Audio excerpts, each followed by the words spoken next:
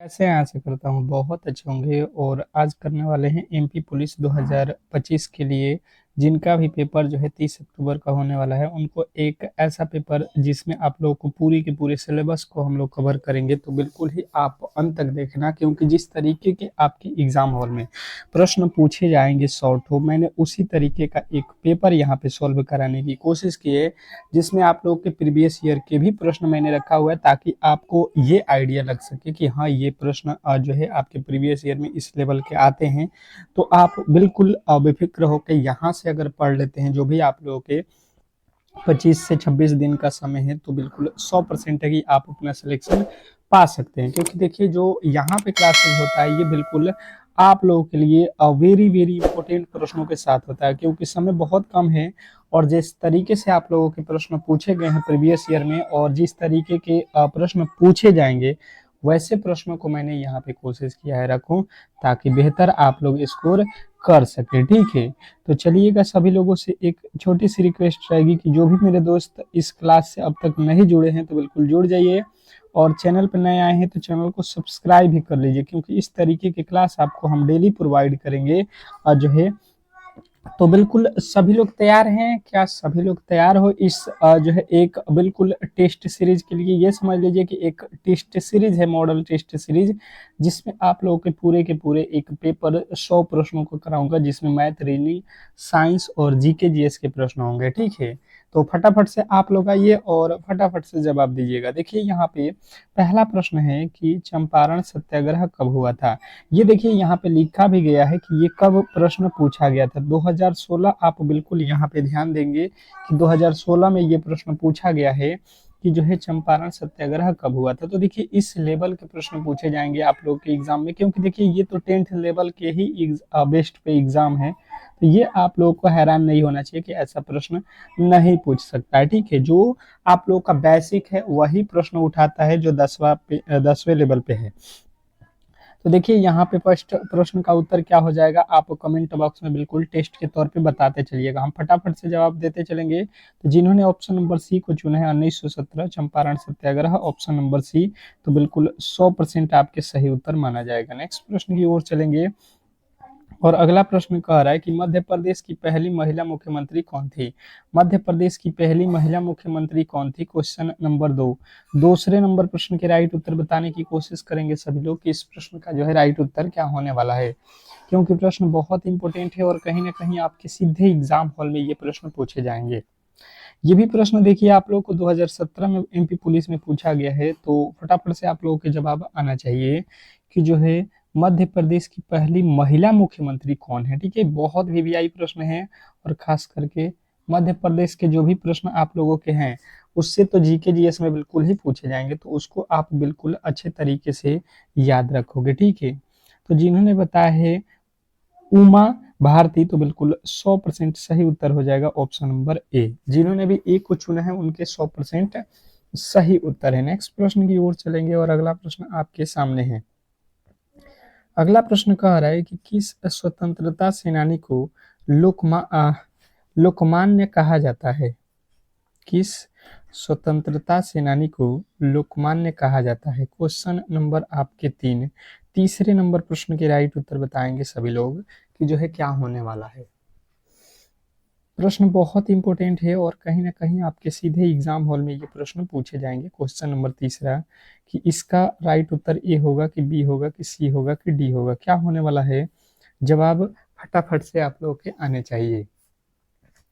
जब आप फटाफट से बताने की कोशिश करेंगे सभी लोग, क्वेश्चन नंबर तीसरे पे आ चुके हैं, और जिन्होंने बताया है बाल गंगाधर तिलक, तो बिल्कुल राइट उत्तर हो जाएगा ऑप्शन नंबर बी। देखिए, ये 2021 में पूछा गया प्रश्न है। नेक्स्ट प्रश्न की ओर चलेंगे, और अगला प्रश्न कह रहा है कि जलियांवाला बाग हत्याकांड कब हुआ था। जलियांवाला बाग हत्याकांड कब हुआ था, क्वेश्चन नंबर 4। चौथे नंबर प्रश्न के राइट उत्तर बताने की कोशिश करेंगे सभी लोग। क्वेश्चन नंबर चौथे के राइट उत्तर बताएंगे कि 1916, 1919, 1921, 1925। ये 4 ऑप्शन है, और चारों ऑप्शनों में से जो भी आप लोगों का राइट उत्तर बन रहा है आपके अकॉर्डिंग, तो फटाफट से बनाते रहिए, क्योंकि जब तक आप टेस्ट नहीं दोगे तो बिल्कुल आपको आइडिया नहीं लगेगा कि कितनी तैयारी आप लोगों की है। ठीक है, तो तैयारी का पता करना है तो बिल्कुल टेस्ट और डेली ज्वाइन कीजिए, ठीक है। तो जिन्होंने बताया है 1919 ऑप्शन नंबर बी, तो बिल्कुल राइट उत्तर हो जाएगा। नेक्स्ट प्रश्न, अगला प्रश्न देखिए, कह रहा है यहाँ पे प्रश्न आपसे पूछा गया है कि नर्मदा नदी का जो है उद्गम स्थल है, नर्मदा नदी का जो है उद्गम स्थल कौन सा है, ये आप लोगों से पूछा गया है। क्वेश्चन नंबर 5, 5वें नंबर प्रश्न के राइट उत्तर बताने की कोशिश करेंगे सभी लोग। नर्मदा नदी का उद्गम स्थल कौन सा है, क्वेश्चन नंबर 5वें के राइट उत्तर बताएंगे ABCD करके आप लोग सभी लोग जो भी क्लास को देख रहे हैं, फटाफट से आप लोगों का जवाब यहाँ पे आना चाहिए कि नर्मदा नदी का उद्गम स्थल कौन सा है। तो बात किया जाए नर्मदा नदी का, तो जिन्होंने भी बताया है यहाँ पे अमरकंटक, बिल्कुल राइट उत्तर हो जाएगा ऑप्शन नंबर ए। तो ऑप्शन नंबर ए को जिन्होंने भी चुना है उनका बिल्कुल 100% सही उत्तर है। नेक्स्ट प्रश्न कह रहा है कि मालवा पठार किसके लिए प्रसिद्ध है, मालवा पठार किसके लिए प्रसिद्ध है, क्वेश्चन नंबर आपका 6, छठे नंबर प्रश्न के राइट उत्तर बताएंगे सभी लोग। क्वेश्चन नंबर 6वें के राइट उत्तर बताने की कोशिश करेंगे कि मालवा पठार किसके लिए प्रसिद्ध है। तो बात किया जाए 6वें नंबर प्रश्न का कि मालवा पठार किसके लिए प्रसिद्ध है, तो आप लोगों के राइट उत्तर यहाँ पे क्या आएगा, तो कहिएगा हीरा के लिए। किसके लिए प्रसिद्ध है, तो हीरा के लिए। ऑप्शन नंबर ए जो है बिल्कुल 100% आपका सही उत्तर है। नेक्स्ट प्रश्न कह रहा है कि माउंट एवरेस्ट पर सबसे पहले कौन पहुंचे। क्वेश्चन नंबर 7वां में पूछा गया है कि माउंट एवरेस्ट पर सबसे पहले कौन पहुंचे। आप लोगों के ऑप्शन यहाँ पे जो है दिया गया है और ये पूछा गया है कि माउंट एवरेस्ट पर सबसे पहले चढ़ने वाले व्यक्ति कौन हैं। 10 सेकेंड का समय रहेगा, फटाफट से आप लोगों के जवाब आना चाहिए। क्वेश्चन नंबर 7, तो 7वें नंबर प्रश्न का बात किया जाए तो जिन्होंने भी बताया है यहाँ पे आपका क्या, तो हिलेरी और टेनजिंग, तो बिल्कुल राइट उत्तर हो जाएगा ऑप्शन नंबर ए। नेक्स्ट प्रश्न देखिए, कह रहा है कि भारत का सबसे बड़ा जो है रेगिस्तान कौन सा है, भारत का सबसे बड़ा जो है रेगिस्तान कौन सा है। क्वेश्चन नंबर 8वें पे है कि भारत का सबसे बड़ा जो है रेगिस्तान कौन सा है, क्वेश्चन नंबर 8, 8वें नंबर प्रश्न का राइट उत्तर बताएंगे। भारत का सबसे बड़ा जो है रेगिस्तान कौन सा है, फटाफट से आप लोग के जवाब आना चाहिए। तो बात किया जाए कि भारत का सबसे बड़ा रेगिस्तान कौन सा है, तो जिन्होंने भी बताया है थार, तो बिल्कुल राइट उत्तर है ऑप्शन नंबर सी। 8वें का ऑप्शन नंबर सी वाले बिल्कुल राइट उत्तर है। अगला प्रश्न कह रहा है भारतीय संविधान कब लागू हुआ, भारतीय संविधान कब लागू हुआ, क्वेश्चन नंबर 9, 9वें नंबर प्रश्न के राइट उत्तर बताएंगे कि भारतीय संविधान कब लागू हुआ। फटाफट से आप लोग जवाब दीजिएगा कि भारतीय संविधान कब लागू हुआ। बात किया जाए यहाँ पे कि भारतीय संविधान कब लागू हुआ, क्वेश्चन नंबर 9, तो सभी लोगों को यहाँ पे बताना है कि 26 जनवरी 2050 को। ऑप्शन नंबर बी जिन्होंने भी बताया है, ऑप्शन नंबर बी, उनके बिल्कुल 100% सही उत्तर है। और ये प्रश्न खासकर आप लोगों के दिमाग में होना चाहिए क्योंकि ये प्रश्न बार बार जो है एग्जामिनर पूछता है। अगला प्रश्न देखिए, कह रहा है कि भारत का प्रथम जो है नागरिक किसे कहा जाता है, भारत का प्रथम नागरिक किसे कहा जाता है। स्टार लगाएंगे प्रश्न पे क्योंकि ये प्रश्न आपके सीधे एग्जाम हॉल में आने वाले हैं। तो अगर बात की जाए भारत के प्रथम जो है यहाँ पे नागरिक किसे कहा जाता है, तो जिन्होंने बताया है कि राष्ट्रपति को, तो बिल्कुल 100% सही उत्तर हो जाएगा आप लोग का ऑप्शन नंबर बी। नेक्स्ट प्रश्न की ओर चलेंगे और अगला प्रश्न कह रहा है यहाँ पे कि जो है संसद का उच्च सदन कौन सा है, संसद का उच्च सदन कौन सा है, क्वेश्चन नंबर आपके 11, 11वें नंबर प्रश्न के राइट उत्तर बताने की कोशिश करेंगे सभी लोग। क्वेश्चन नंबर 11वें के राइट उत्तर बताएंगे सभी लोग कि संसद का उच्च सदन कौन सा है। तो संसद का उच्च सदन का बात किया जाए तो जिन्होंने बताया है कि राज्यसभा है, तो बिल्कुल 100% सही उत्तर हो जाएगा ऑप्शन नंबर बी 11वें का। राज्यसभा जिन्होंने भी बताया उनके बिल्कुल राइट उत्तर है। नेक्स्ट प्रश्न कह रहा है कि संविधान की प्रस्तावना में धर्मनिरपेक्ष शब्द कब जोड़ा गया, संविधान की प्रस्तावना में धर्मनिरपेक्ष शब्द कब जोड़ा गया, क्वेश्चन नंबर 12, 12वें नंबर प्रश्न के राइट उत्तर बताएंगे सभी लोग कि जो है इस प्रश्न के राइट उत्तर क्या होने वाला है।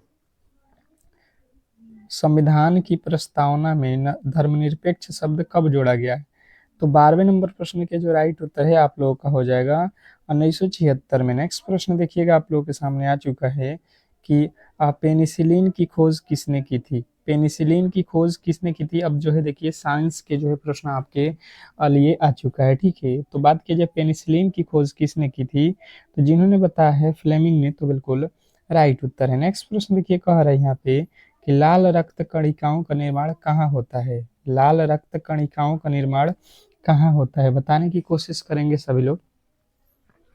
सभी लोग बताएंगे यहाँ पे कि लाल रक्त कणिकाओं का जो है यहाँ पे निर्माण कहाँ होता है, तो हृदय, जिन्होंने बताया है ऑप्शन नंबर ए बिल्कुल राइट उत्तर है। नेक्स्ट प्रश्न की ओर चलेंगे और अगला प्रश्न कह रहा है कि प्रकाश संश्लेषण में कौन सी गैस मुक्त होती है। प्रकाश संश्लेषण में कौन सी गैस मुक्त होती है, क्वेश्चन नंबर 15। 15वें नंबर प्रश्न के राइट उत्तर बताएंगे सभी लोग।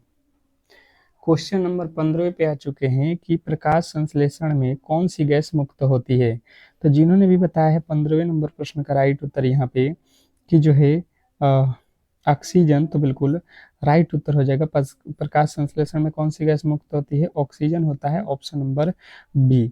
बी वाले जो भी मेरे दोस्त हैं उनके बिल्कुल 100% सही उत्तर है। नेक्स्ट प्रश्न कह रहा है दूध में कौन सा जो है शर्करा पाई जाती है। दूध में कौन सा शर्करा पाई जाती है, क्वेश्चन नंबर 16। 16वें नंबर प्रश्न के राइट उत्तर बताएंगे सभी लोग। क्वेश्चन नंबर 16 पे आ चुके हैं। 16वें नंबर प्रश्न के जो है फटाफट से आप लोगों के उत्तर आना चाहिए। तो जिन्होंने भी बताया है कि यहाँ पे जो है लैक्टोज होता है दूध में, तो बिल्कुल राइट उत्तर है। नेक्स्ट प्रश्न कह रहा है यहाँ पे कि किस क्रांतिकारी ने इनकलाब जिंदाबाद का नारा दिया।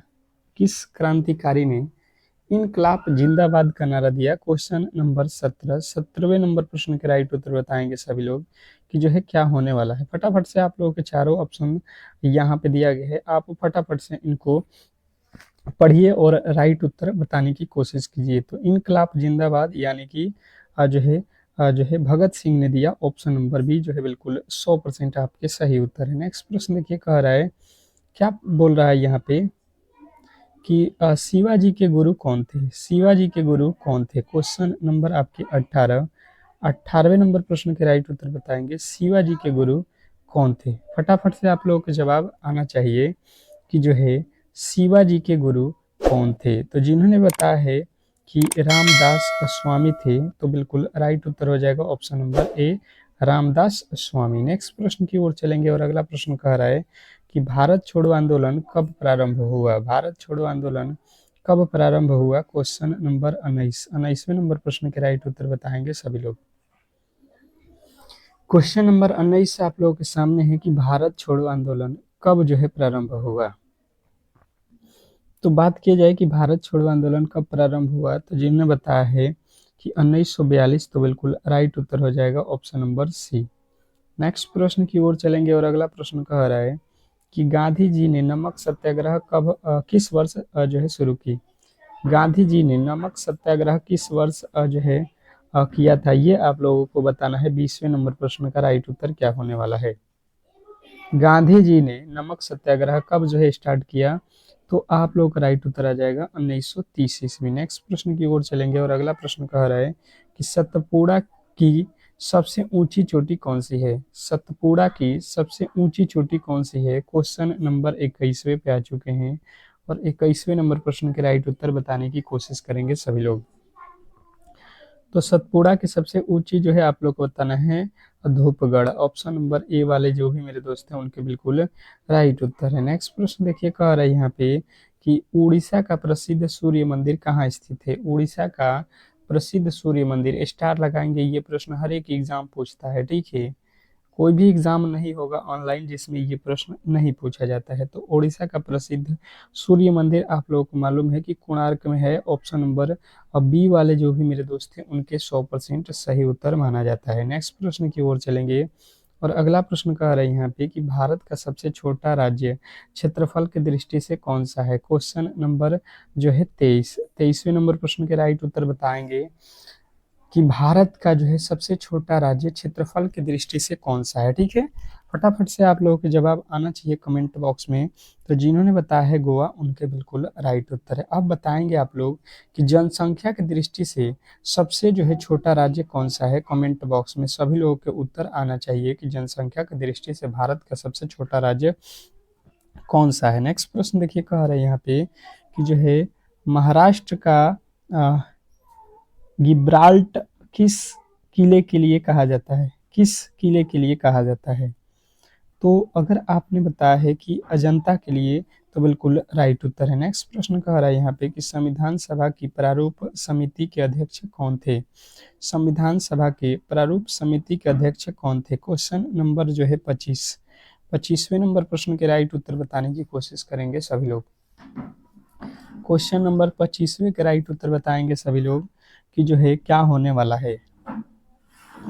तो जिन्होंने भी बताया है यहाँ पे कि doctor Bhimrao Ambedkar, option number B, तो बिल्कुल राइट उत्तर है। नेक्स्ट प्रश्न की ओर चलेंगे और अगला प्रश्न देखिए आप लोगों के सामने यहाँ पे रीजनिंग का प्रश्न आ चुका है और फटाफट से रीजनिंग के प्रश्नों को जो है आप लोगों को बनाना है। 10 सेकंड का समय रहेगा हर एक प्रश्न के लिए और आप कोशिश करना कि हर एक प्रश्न का जवाब दें। कार्य निम्नलिखित पासे में और डॉलर के विपरीत फलक पर कौन सी संख्या या अक्षर आएगी? जैसे कि मैंने इस तरीके के प्रश्न आपको क्लास में बिल्कुल ही पढ़ाया हुआ है, तो जो डेली क्लासेज कर रहे हैं, जिनको टाइमिंग नहीं मालूम है, तो मैं बता देता हूँ। जैसे कि क्लासेज अब आप लोगों को किस तरीके से करना है देख लीजिए। एक क्लासेज आप लोगों का रहेगा सुबह के जो है आप लोग के 6 AM पे, ठीक है। एक क्लासेज आपको मिलेगा सुबह के 6 AM पे और एक क्लासेज जो है आप लोगों के शाम में जो है आपके 3 PM पे मिलेगा, ठीक है। तो 2 क्लासेज आप लोगों को करना है डेली, जब तक आपके एग्जाम नहीं हो जाते। आप समझिए कि 2 पेपर मैं डेली कराऊंगा। 2 पेपर मतलब 100 क्वेश्चन, 200, जो कि बहुत महत्वपूर्ण है। और अगर आप कंप्लीट कर लेते हो तो कोई जो है आपको दिक्कत नहीं होगा, कोई प्रॉब्लम नहीं होगा एग्जाम हॉल में। तो देखिए ये दोनों ही पासे को आपको सबसे पहले पढ़ना है और दोनों पासों में कॉमन ढूंढना है। जैसे मैंने कॉमन देखा तो इन दोनों पासों में देखिए OH और OH दोनों में हमें कॉमन दिख गया, ठीक है। सॉरी, यहाँ पे हम लोगों ने OH इधर है ना, OH देखिए यहाँ पे है, कहिएगा कि बिल्कुल ये दोनों ही कॉमन हो गए। अब हमें जो बचा हुआ है तो देखिए यहाँ पे ई बचा हुआ है, तो ई लिखेंगे और इधर क्या बचा हुआ है, तो डॉलर बचा हुआ है, तो डॉलर बचा है। यानी कि अगर कोई पूछेगा तो ई का अपोजिट डॉलर और डॉलर का अपोजिट ई, तो हमसे पूछा गया था कि भाई साहब डॉलर का अपोजिट बता दो, तो ई जो है आप लोगों को बताना था, ऑप्शन नंबर बी। नेक्स्ट प्रश्न कह रहा है यहाँ पे कि एक निश्चित कूट भाषा में नाइट को जो है ये के रूप में लिखा जाता है, तो उसी कूट भाषा में अमृत को कैसे लिखा जाएगा, ये आप लोगों को बताना है। 10 सेकंड का समय है और बिल्कुल कूट भाषा के तो प्रश्न बहुत इंपॉर्टेंट होते हैं और खास करके आपके एग्जाम में रीजनिंग का सबसे ज्यादा प्रश्न जो है पूछा जाएगा, ठीक है। लमसम आप 35 से 40 जो है क्वेश्चन रीजनिंग के देखोगे अपने एग्जाम हॉल में, सबसे ज्यादा प्रश्न रीजनिंग से पूछे जाएंगे। तो ये भी विशेष करके आपको ध्यान देना है और रीजनिंग के जो डेली प्रैक्टिस करेगा बिल्कुल उसके 35 से 40 नंबर फिक्स है। जैसे मैंने यहाँ पे समझने की कोशिश किया तो यहाँ पे क्या लिखा है, NIGST, ठीक है। अब देखिए यहाँ पे होगा क्या, अगर समझने की कोशिश करेंगे तो यहाँ से देखिए इसको लिखा है ये SNTMY, है लिखा है, बिल्कुल लिखा है। तो सबसे पहले आप देखो n कितने पे होता है, 14 पे, s कितने पे होता है, 19 पे, यानी कि 5 प्लस कर दिया। i होता है 9 पे और n होता है 14 पे, यहाँ पे भी प्लस 5 किया है। t होता है 20 पे, y होता है 25 पे, 5 प्लस कर दिया। h होता है 8 पे, m होता है 13 पे, यहाँ पे भी प्लस 5 कर दिया। परंतु g होता है 7 पे, t होता है 20 पे। तो अगर आप देखोगे तो यहाँ पे कितना 13 जोड़ा गया है, परंतु 13 बहुत बड़ा संख्या है, यानी कि जी और टी आप समझ गए कि ये अपोजिट लिखा गया है। जी का अपोजिट टी होता है, ठीक है। अपोजिट मतलब जैसे ए लिखते हैं तो ए का अपोजिट जेड लिखते हैं ना, वही अपोजिट यहाँ पे लिखा गया है। मतलब दोनों में 5-5 लिखना है और बीच वाला अपोजिट लिख देना है। बिल्कुल बात क्लियर। देखिए ए लिखा है, ए में 5 जोड़ दो कितना हो जाएगा, एफ हो जाएगा। एम जो है 13 5 कितना होता है, 13 और 5 19, 19 पे कौन सा अक्षर आएगा, एस हो जाएगा। 1 मिनट, यहाँ पे लिखा है एम होता है 13 और 13 5 कितना होता है, 13 5 18 होता है ना, 13 और 5 कितना होता है, 18 होता है यार। यहाँ पे हो जाएगा आर, FR होना चाहिए, FR। देखिए FR से आप लोगों को मिल गया और R है तो R का अपोजिट क्या होता है, I होता है यहाँ पे। और I में 9 होता है, 9 और 5 14 हो जाएगा, टी होता है 20, 20 में 5 जोड़ दोगे वाई। ऑप्शन नंबर बी आप लोगों का बिल्कुल 100% सही उत्तर है। नेक्स्ट प्रश्न देखिए, कह रहा है कि दिए गए संयोजन का सही जो है दर्पण छवि का चयन कीजिए। नीचे दिए गए संयोजन का सही जो है दर्पण छवि का चयन करना है। क्वेश्चन आपके सामने है। 13वें नंबर प्रश्न का राइट उत्तर बताएंगे। 10 सेकेंड का समय रहेगा आप लोगों के पास और फटाफट से आप लोगों के जवाब आना चाहिए। जो भी क्लास को देख रहे हैं फटाफट से बताने की कोशिश करेंगे कि इस प्रश्न के जो है राइट उत्तर क्या होने वाला है। तो देखिए, बात किया जाए कि दिए गए संयोजन का सही दर्पण छवि बनाना है, तो हम लोग क्या करेंगे कि इसका दर्पण छवि यहाँ पे बनाएंगे। तो ये बॉक्स जो है यहाँ पे आ जाएगा, बिल्कुल यहाँ पे आ जाएगा। और देखिए यहाँ पे जो है ये वाला जो है हिस्सा है, तो ये वाला हिस्सा तो यहाँ पे आ जाएगा, ये वाला लकीर इधर आ जाएगा। और इसके बाद से यहाँ पे ये वाला हिस्सा बनेगा और फिर जो है ये वाला इधर आ जाएगा, ठीक है। और ये जो लिखा हुआ है इस तरीके से है, तो अब जो है क्या हो जाएगा, ये आप लोगों का इस तरीके से हो जाएगा, ठीक है। अब देखिए इस तरीके वाले को आप लोगों को पहचानना है। तो देखिए ये वाला देखिए किस तरीके से घुमा दिया है, बिल्कुल गलत, ये तो पहले ही हो जाएगा। अब देखिए, अब अगर आप देखते हैं तो यहाँ पे जो है ये वाला हिस्सा कहाँ पे जाएगा, तो यहाँ पे जाएगा, ठीक है। ये वाला हिस्सा यहाँ पे आ जाएगा। तो अब आप देखिए कि ये वाला हिस्सा यहाँ पे कहाँ कहाँ पे है, ये तो तीनों में है। अब देखिए ये वाला हिस्सा में ये जो है रंगा हुआ भाग किस तरीके से दिया है, जबकि ये तो इस तरीके से होना चाहिए, बिल्कुल गलत। अब देखिए यहाँ पे जिस तरीके से है उसी तरीके से यहाँ पे भी है, सेम टू सेम लिख दिया, तो ये भी गलत। बिल्कुल आप कहोगे ऑप्शन नंबर बी। तो अगर आप गलती को ढूंढोगे तो सही वाले बिल्कुल ऑटोमेटिक आपके सामने जो है पता चल जाएगा। नेक्स्ट प्रश्न देखिए, कह रहे हैं यहाँ पे कि जो है समीकरण को सही बनाने के लिए विकल्पों में से चिन्ह का सही जो है क्रम चुनिए, ठीक है। चिन्हों के जो है सही क्रम आप लोगों के बताने हैं। बताएंगे कि इस प्रश्न के जो है राइट उत्तर क्या होने वाला है। फटाफट से आप लोगों के जवाब आना चाहिए कि इस प्रश्न का जो है राइट उत्तर क्या होने वाला है। चलिएगा, अब देखिए इसको किस तरीके से सॉल्व करते हैं, फटाफट से आप लोगों के जवाब यहाँ पे आ जाएगा। जैसे हमने अगर पहले वाले ऑप्शन को देखा तो सबसे पहले लिखा है बराबर, तो यहाँ पे बराबर लिख दिए। फिर जो है यहाँ पे क्या लिखा है कि समीकरण को सही बनाने के लिए दिए गए विकल्पों में से चिन्ह का जो है सही क्रम चुनिए। सही क्रम चुनना है, यानी कि आपको सही क्रम बताना है। यानी कि पहले अगर बराबर रखा, फिर माइनस रख लिए, फिर गुणा रख लिए, तो क्या ये सही होगा। तो देखिए ये तो हो गया 18 और यहाँ पे कितना हो जाएगा, ये तो हो जाएगा माइनस है ना 40 में यहाँ से गुणा करेंगे, ये तो काफ़ी ज़्यादा हो जाएगा। पहला वाला बिल्कुल गलत। अगर दूसरे वाले को रखते हैं, पहले गुणा फिर माइनस और फिर बराबर। अब देखिए यहाँ पे 18 में 5 से गुणा करो, 18 पचे 90, और ये माइनस है तो माइनस आप 50 कर दो, तो कितना आ जाएगा, 90 में से 50 जाएगा 40, जो कि यहाँ पे दिया गया है। आपका होगा बिल्कुल राइट उत्तर option number B. Option number B जिन्होंने भी बताया है उनके 100% सही उत्तर है। आशा करता हूँ कि आपको ये प्रश्न बिल्कुल अच्छे तरीके से समझ में आ गया होगा।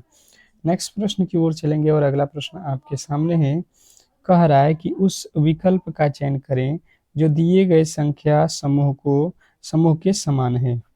क्या पूछा गया है कि उस विकल्प का चयन करें जो दिए गए संख्या समूह के समान है। Question number 15। 15वें नंबर प्रश्न के राइट उत्तर बताएंगे सभी लोग।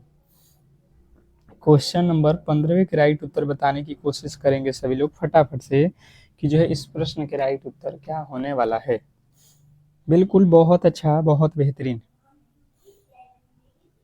चलिएगा, बताने की कोशिश कीजिएगा सभी लोग। क्वेश्चन नंबर 15वें के जो है राइट उत्तर क्या होने वाला है। तो जैसे मैंने समझने की कोशिश किया, तो 12 से 29 लिखा है। 12 से 29 किस तरीके से होगा, अगर हम देखेंगे तो 12 में अगर 2 गुना कर देते हैं 24 हो जाएगा, और 5 जोड़ देते हैं तो 29 हो गया, बिल्कुल सही है। उसी प्रकार ये 15 है, तो अगर 15 में भी हम 2 गुना कर देंगे, 5 जोड़ देंगे, तो 15 दूना 30, 5 35 हो गया। बात बिल्कुल ये लॉजिक सही है। 41 में 2 से गुणा करेंगे हो जाएगा 82, 82 में 5 जोड़ेंगे 85 होता है, बिल्कुल गलत। 36 में 2 से गुणा करेंगे 72, 5 77 होना चाहिए, ये 72 ही लिखा है। 16 दूना 32 और 5 37, बिल्कुल राइट उत्तर ऑप्शन नंबर जो है आपका किस में मिल रहा है, तो कहिएगा सी में। नेक्स्ट प्रश्न देखिए आप लोगों के सामने आ चुका है कि सभी ब्रेड केक है, सभी अंडे केक है। तो इस तरीके से आपको इसके जो है निष्कर्ष है, तो इसके जो है आप लोगों को क्या करना है कि कथन है, तो इसके निष्कर्ष देखिए कौन कौन से सही है। जैसे लिखा है सभी ब्रेड केक है, तो सभी ब्रेड केक है, ये हो गया। केक को लिख देता हूँ सी से, और जितने भी ब्रेड है ब्रेड को लिखता हूँ बी से। ये जितने भी ब्रेड है वो सभी के सभी केक के अंदर है, ठीक है। कह रहा सभी अंडे केक है, तो अंडे भी केक के अंदर है, यानी कि ईग यहाँ पे हो गया। अब यहाँ पे पूछ रहा है कि कुछ केक जो है ब्रेड है, केक का कुछ हिस्सा, ये केक है, इसका कुछ हिस्सा ब्रेड है, बिल्कुल बात सही है पहला वाला। दूसरा देखिए कह रहा है कि कुछ ब्रेड अंडे है, ब्रेड का कुछ हिस्सा ये ब्रेड है, इसका कुछ हिस्सा अंडा है, ये तो बात हमें बिल्कुल यहाँ पे जो है नहीं लग रहा है। दूसरा वाला देखिए कह रहा है कि कोई ब्रेड अंडा नहीं है, तो कोई भी ब्रेड अंडा नहीं है, यहाँ पे ब्रेड कोई वाला अंडा नहीं है, ये भी बात सही है। कह रहा है कि केवल 2 अनुसरण करता है, बिल्कुल बात गलत है ये वाला।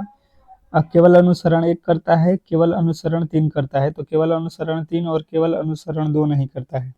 यहाँ पे देखिए अनुसरण 1 या अनुसरण 2 या अनुसरण 3 करते हैं, ये वाला लॉजिक बिल्कुल सही हो जाएगा। तीनों में या वाला जो है लॉजिक लगाएंगे। नेक्स्ट प्रश्न देखिए कह रहा है यहाँ पे कि जो है उस विकल्प का चयन करें जो नीचे दिए गए जो है अंग्रेजी शब्दकोश के अनुसार मौजूद हैं।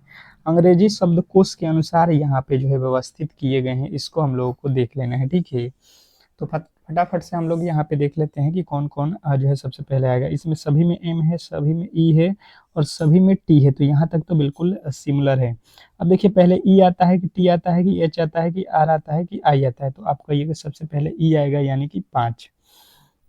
फिर आपके कौन सा आएगा, आई आ जाएगा या एच आएगा, तो एच पहले आएगा, फिर आता है आई, ठीक है। अब देखिए यहाँ पे 5 3 1 से स्टार्ट होना चाहिए, 5 3 1 से स्टार्ट होना चाहिए, ये दोनों गलत। अब देखिए यहाँ पे है आपका टी और यहाँ पे है आर, तो टी और आर में कौन आता है, पहले टी आता है, यानी कि 2 आएगा, फिर जो है आपका 4 हो जाएगा। ऑप्शन नंबर 1 जो है आपके बिल्कुल 100% सही उत्तर है। आशा करता हूं कि ये प्रश्न आप बिल्कुल सिंपल तरीके से समझ गए होंगे। नेक्स्ट प्रश्न कह रहा है कि आरेख का अध्ययन करें और उन लोगों की पहचान करें जो दिए गए क्रम से 2 भाषाएं बोल सकते हैं। अब बताएंगे यहाँ पे आपको सबसे पहले आलेख दिया गया है कि आलेख को जो है पढ़ना है, अध्ययन करना है और उन लोगों की पहचान करना है जो कम से कम 2 भाषाएं बोल सकते हैं। 2 भाषाएं बोलने वाले जो है लोगों को आप लोगों को चुनना है इसमें। देखिए ये जो है बोलने वाले जितने भी लोग हैं ये फ्रेंच बोलते हैं, ये जो है कौन बोलता है, तो जर्मन बोलते हैं, और ये जो है आप लोगों के अंग्रेजी बोलने वाले। तो देखिए ये एक भाषा बोलने वाला है, केवल देखिए इंग्लिश में लग रहा है, ये कभी भी नहीं होना चाहिए। ये देखिए बी केवल किस में है, फ्रेंच में है, ये भी नहीं होना चाहिए। सी किस में है, तो केवल आप लोगों के जो है यहाँ पे है जर्मन में, तो ये नहीं होना चाहिए। यानी कि हमारे ऑप्शन में क्या होना चाहिए, डी होना चाहिए, डी यहाँ पे है। फिर एफ होना चाहिए, एफ आपका यहाँ पे है, और ई भी है और जी भी है, यानी कि ऑप्शन नंबर आप देखोगे तो एच वाला बिल्कुल राइट उत्तर हो जाएगा कि ये सभी भाषाएं में से कम 2 भाषा बोलते हैं, ठीक है। नेक्स्ट प्रश्न की ओर चलेंगे, और अगला प्रश्न देखिए कह रहा है कि निम्नलिखित प्रश्न आकृति में कितनी सीधी रेखाएं जो है मिलकर बनी हुई हैं। ये जो आकृति देख रहे हैं ये कितनी सीधी रेखाओं से मिलकर बनी हुई है, ये आप लोगों को बताना है कमेंट बॉक्स में। सभी लोगों के उत्तर आना चाहिए फटाफट से आप लोग के जवाब यहाँ पे आना चाहिए कि इस प्रश्न का जो है राइट उत्तर क्या होने वाला है। बहुत बेहतरीन, बहुत लाजवाब ये प्रश्न है, और कहीं ना कहीं आपके सीधे एग्जाम हॉल में ये प्रश्न पूछे जाएंगे। जैसे कि मैंने कोशिश किया यहाँ पे काउंट करने का, तो देखिए ये एक लकीर हो गया, और ये एक लकीर 2, ये 3 और ये 4 के बाद देखिए ये 5, ये 6, ये 7, ये 8, ये 9, ये 10, 11, 12, और ये आप काउंट करोगे तो 13। कितने हो गए, 13। तो ऑप्शन नंबर बी जो है आप लोगों के बिल्कुल राइट उत्तर हो जाएगा, ऑप्शन नंबर बी। तो यदि आपने बी को चुना है तो बिल्कुल 100% आपके सही उत्तर है। नेक्स्ट प्रश्न की ओर चलेंगे, और अगला प्रश्न आपके सामने है, कह रहा है कि निम्नलिखित शब्द का जो है तार्किक एवं अर्थपूर्ण क्रम को चुनिए। निम्नलिखित में आप लोगों को क्या बताना है, तार्किक और अर्थपूर्ण जो है क्रम आप लोगों को चुनना है। तो देखिए सबसे पहले अगर आप समझने की कोशिश करेंगे तो इन शब्दों को सबसे पहले आपको देखना होगा। लिखा है स्वर्ण जयंती, रजत जयंती, वर्षगांठ और हीरक जयंती और शब्द शताब्दी जो है समारोह। तो इसमें सबसे पहले अगर आप देखोगे तो क्या होता है वर्षगांठ, यानी कि 3 सबसे पहले आएगा, यानी कि 2 वाले बिल्कुल गलत। वर्षगांठ के बाद क्या आता है रजत जयंती, यानी कि 2 आएगा। तो यानी कि ये 2 3 1 लिख दिया, ये वाला गलत, यानी ऑप्शन नंबर आप बी को सीधे सीधी बता सकते थे, इसमें किसी तरीके के डाउट नहीं होना चाहिए, ठीक है। आप इसके आगे चाहते हैं तो बना सकते हैं। इसके बाद होता है स्वर्ण जयंती यानी कि 1, और फिर आप लोग का होता है कौन सा, तो हरक जयंती यानी कि 4, और लास्ट में होता है शताब्दी जयंती जो 100 साल पे होता है। नेक्स्ट प्रश्न देखिए, कह रहा है यहाँ पे कि दिए गए प्रश्न के कागज को काटा जाता है और मोड़ा जाता है तो खुले करने पर कैसे ये दिखाई देगा, ठीक है। क्वेश्चन नंबर 21 आज का जो है होमवर्क रहेगा, और सभी लोगों से रिक्वेस्ट रहेगा कि इस प्रश्न के राइट उत्तर बताएंगे। और डेली क्लास सुबह हमें 6 AM पे आना है अगर आपको एमपी पुलिस में 1 सीट पक्का करना है तो, ठीक है। और शाम में आप लोगों को जो है 3 PM पे आना है। तो ये 2 क्लासेज अगर आप कर लेते हैं तो 100% है कि आप एमपी पुलिस में इस बार सिलेक्शन ले सकते हैं, क्योंकि चारों सब्जेक्ट को हम लोग यहाँ पे क्लियर कर रहे हैं, ठीक है।